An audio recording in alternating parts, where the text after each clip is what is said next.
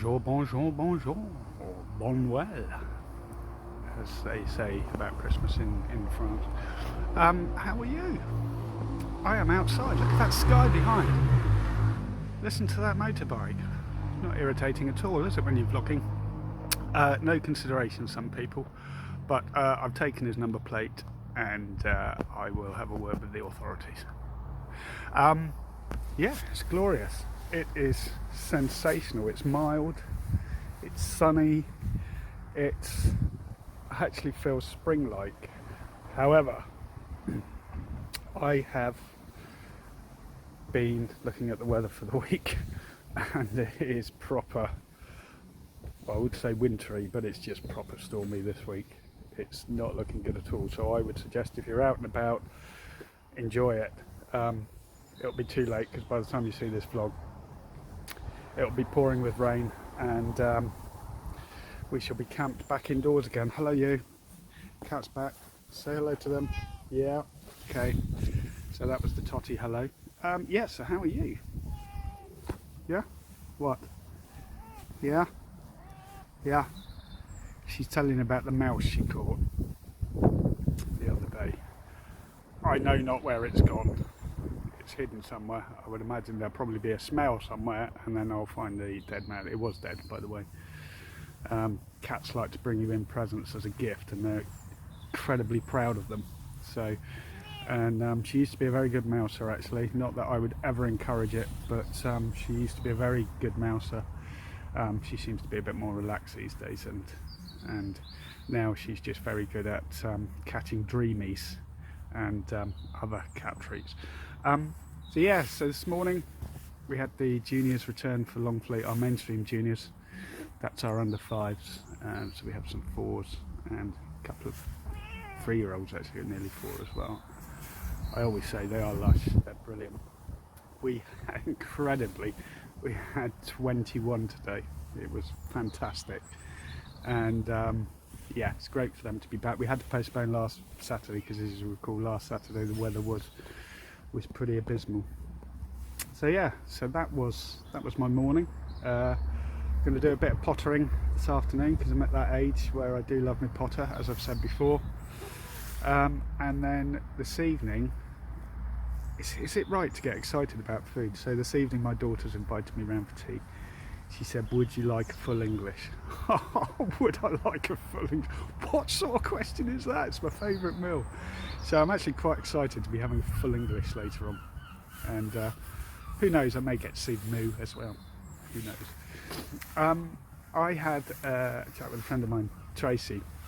He said to me, you need to, because it's that time of year, you need to change your dad gags to Christmas cracker gags, which actually is I would say it's a cracking idea, but that would be a dreadful pun. And you're right, we need some cracker gags because, quite frankly, they are of a lower standard than my dad gags. So I shall be digging some of those out. And it also occurred to me, we're in December now, why don't we every day learn about one of the Christmas traditions? You know, we have loads of traditions. Many of them are Christian, but actually an awful lot of them go back prior to that to pagan times and, you know, even times before that. So many of the things that we see as Christian are not necessarily from Christian traditions. I know it's called Christmas because of Christ, but actually celebrating at this time of year was around long before that. So yes, so today we are going to do one particular Christmas tradition. Now, those of you that know me quite well know that I do Amdram, or I did do Amdram. I was in a theatrical choir, and we used to put on bespoke shows. The director used to put a theme together and then put the show together around that theme. The first ever show I ever did, and believe me, I can't sing. Anybody knows me as well knows I can't sing, but I think at the time I was quite good at building set and that sort of thing. So I think that's why they gave me the gig, because I had a big van and I was handy, I think. Anyway, that's my story and I'm sticking to it. So The first show I ever did was based solely on Christmas traditions, from trees and crackers and Yule logs and blah blah blah. And actually, it was quite interesting.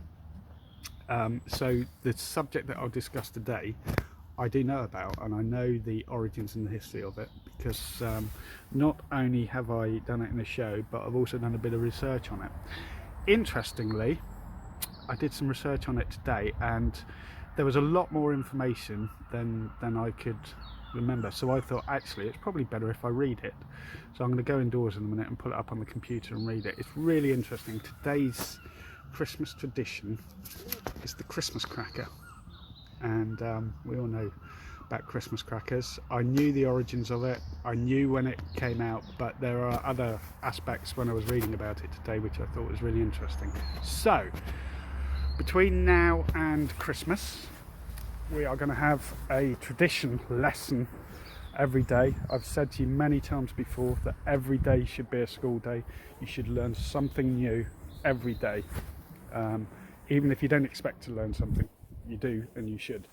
So today it's going to be about the Christmas cracker, and then we'll do a different tradition every day. I also want to know about traditions around the world for Christmas. Now, I happen to know purely from having foreign students many years ago, that in Sweden, for example, they have a Christmas elf who delivers the presents on the 24th, I believe. And I haven't done any research on this, so you're going to have to trust that what I'm saying is relatively accurate. But and in Sweden, the elf that brings the presents is called the tomte, and I say they would bring it on the 24th, and in Sweden, I believe they, as you'd expect from the Swedes, I think they probably have herring for Christmas lunch or something like that. Not sure they have it with sprouts, but there you go. So yes, so I will go indoors, and I will then narrate in a Jack and Ori style the history of the Christmas cracker, which actually is quite interesting. So, you ready for today's lesson? If you're ready, I shall begin. So, the Christmas cracker is a traditional Christmas favourite in the UK. They were first made in about 1845 to 1850 by a London sweet maker called Tom Smith. He had seen the French bonbon sweets, which were almonds wrapped in pretty paper, on a visit to Paris in 1840. He came back to London and tried selling sweets like that in England, and also included a small motto or riddle in it with the sweet, but they didn't sell very well. In 1861, Tom Smith launched his new range of what he called bangs of expectation. Now, we've all had those, haven't we? And frankly, they just end up as a bang of disappointment and shame. Anyway, but that's another story. Legends say that one night, while he was sitting in front of his log fire, he became very interested by the sparks and cracks coming from the fire. Suddenly, he thought what a fun idea it would be if his sweets and toys could be opened with a crack when their fancy wrappers were pulled in half. I know this sounds like a carry-on film, but it isn't. However, looking into the history of the Tom Smith Company, it is thought that Tom actually bought the recipe for the small cracks and bangs in crackers from a firework company called Brock's Fireworks, who I believe are still around actually. The story of him sitting by the fire was probably added to help sell his new items. Crackers were also nicknamed called Cossacks. That's what it says, poorly written on here, but called Cossacks, which is Cossaqueus, and were thought to be named after the Cossack soldiers, which is Cossack, who had a reputation for riding on their horses and firing their guns into the air. When Tom died, his expanding cracker business was taken over by his three sons, Tom, Walter and Henry. Walter introduced the hats into crackers, and he also travelled around the world looking for new ideas for gifts to put into the crackers. The company built up a big range of themed crackers. There were ones for bachelors and spinsters, which were single men and women, where the gifts were things like false teeth and wedding rings. This is what I didn't know until I read it earlier. There are also crackers for suffragettes, the women who campaigned to get women to vote, war heroes, and even Charlie Chaplin. Crackers were also made for special occasions like coronations. The British royal family still has special crackers made for them today. Very expensive crackers were made, such as the Millionaire's cracker, which contained a solid silver box with a piece of gold and silver jewellery inside it.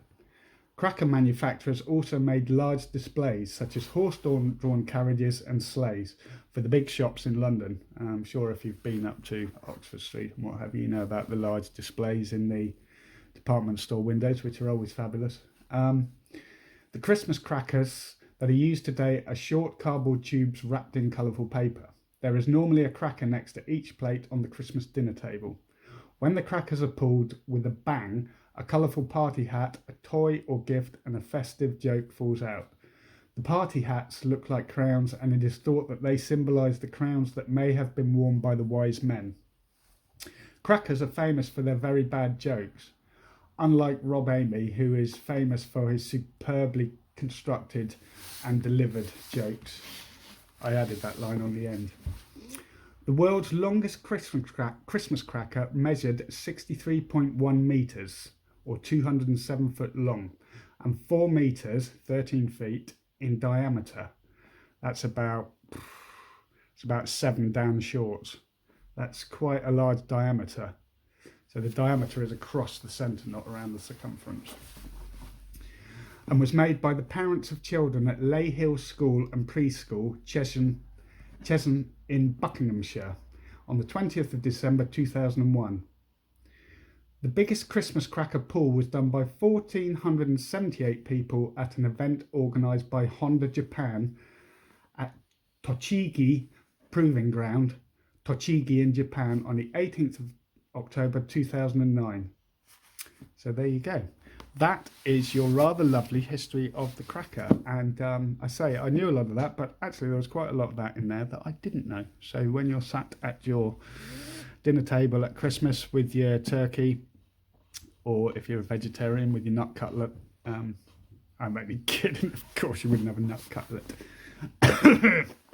with your tofu, or whatever it is you're having for your Christmas dinner, and you've got your cracker, now you know. I suppose you want a Christmas cracker gag as well now, don't you? Well, hang on. So, what does Santa suffer from when he gets stuck in the chimney? It is, of course, claustrophobia. So, Santa claustrophobia, which is a fear of confined spaces. That's the first one.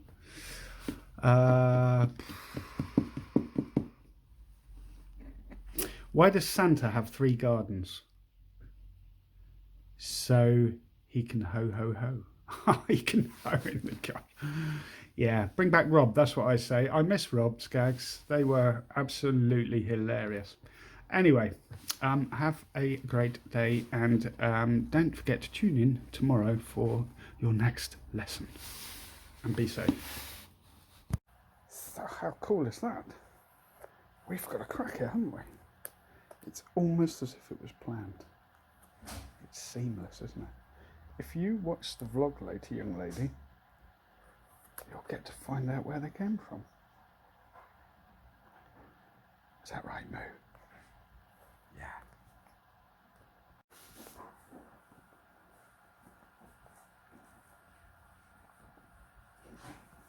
Watches are more interesting than crackers.